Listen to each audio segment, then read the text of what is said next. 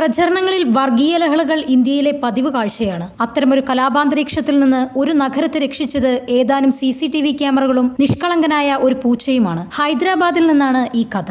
ഇന്നലെ രാവിലെ 10 മണിയോടെ ഹൈദരാബാദ് നഗരാതിർത്തിയിലുള്ള ഹനുമാൻ ക്ഷേത്രത്തിലെ ശ്രീകോവിലിനുള്ളിൽ മാംസം കണ്ടെത്തിയെന്ന് ഒരു കിംവദന്തി പരന്നിരുന്നു.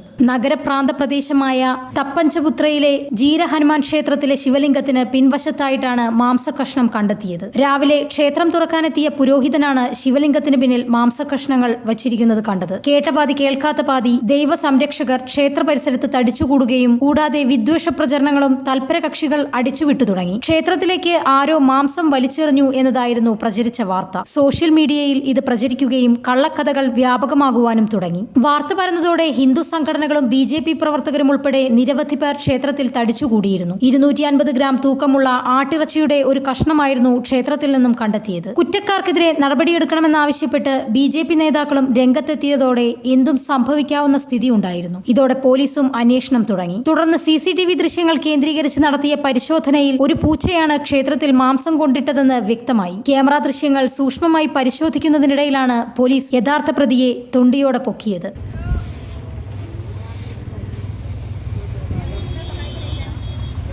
മാംസകഷ്ണം കടിച്ചു പിടിച്ച് നടന്നുവരുന്ന ഒരു യമണ്ടൻ പൂച്ചയെയാണ് പോലീസ് ഉദ്യോഗസ്ഥർ കണ്ടത്. പൂച്ച മാംസവുമായി ക്ഷേത്രത്തിനുള്ളിലേക്ക് കയറിപ്പോകുന്നതും വീഡിയോയിലുണ്ട്. ഇതോടെ വർഗീയ സംഘർഷത്തിനും മുതലെടുപ്പിനും കച്ചകെട്ടി വന്ന ടീംസ് സ്ഥലം കാലിയാക്കി. News desk news 99.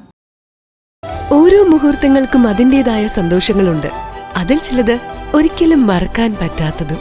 Azad gold and diamonds, Thazhepalam, Tirur.